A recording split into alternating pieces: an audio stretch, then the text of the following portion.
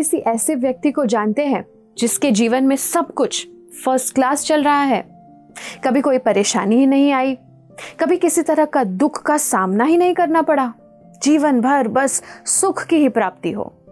सच तो ये है कि इस दुनिया में ऐसा व्यक्ति मिलना बहुत मुश्किल है, बल्कि असंभव है। क्योंकि हमारा जीवन कभी एक सा नहीं रहता। कभी हर तरफ बस आनंद ही आनंद महसूस होता है, तो कभी परेशानियों का अंबार गिर जाता है ना? हम कभी कभी दुर्भाग्य के कुछ ऐसे दिनों से गुजरते हैं कि हमारे साथ एक के बाद एक चीजें गलत ही होती रहती है। हम उन चीजों को जितना सही करने की कोशिश करते हैं, वो उतनी ही खराब होती जाती है। आपके साथ भी ऐसा हुआ है ना?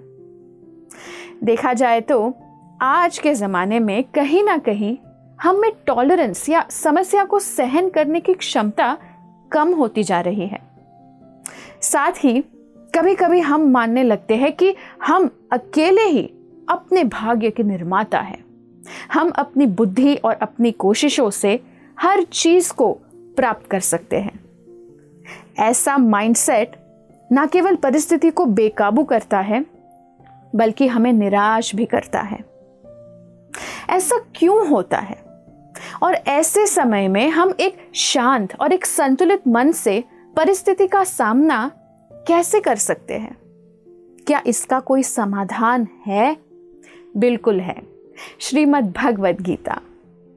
गीता पढ़ने से हम समझ सकते हैं कि हमारे साथ जो भी चीजें घटित हो रही है ना, वो सब हमारे पिछले कर्मों का ही फल है।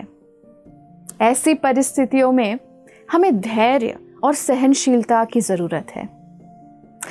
अगर हम धैर्य और सहनशीलता को अपनाएंगे, तभी परिस्थितियों को पार कर पाएंगे। लेकिन क्या इसका ये मतलब है कि उन समस्याओं को, उन परेशानियों को हल करने के लिए हम कुछ करें ही नहीं?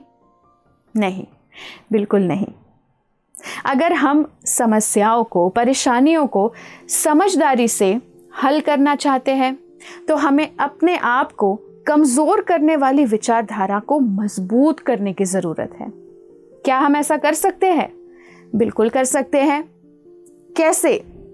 तो भगवद गीता पढ़कर हम समझ सकते हैं कि हमारे पास स्वतंत्रता या फ्रीडम तो है, लेकिन ये असीमित नहीं है।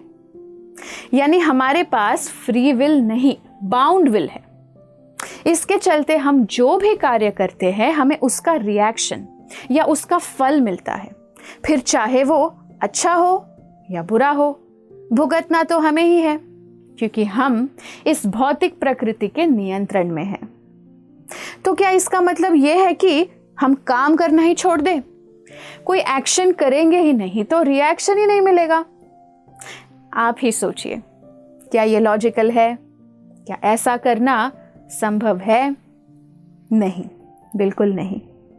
तो फिर करे तो करे क्या?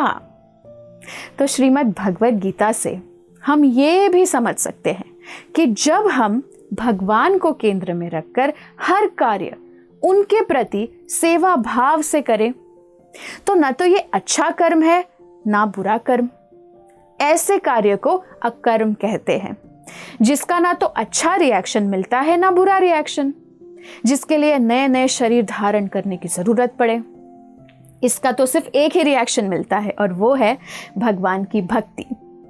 भगवान की सेवा में कोई भी कार्य करने से हमें कभी ना खत्म होने वाला आनंद और संतुष्टता मिलती है, जिससे हम हर समय भगवान का स्मरण कर सकते हैं। इसे कहते हैं भक्ति योग। ऐसी कोई समस्या नहीं, ऐसी कोई परेशानी नहीं जिसका समाधान हमें भगवद गीता में ना मिले। बस इसे अपने जीवन में अपनाने की जरूरत है, और फिर परिस्थिति चाहे अच्छी हो या बुरी, इस परम ज्ञान की मदद से हम उसका सामना एक शांत मन और सही विचारधारा से कर पाएंगे।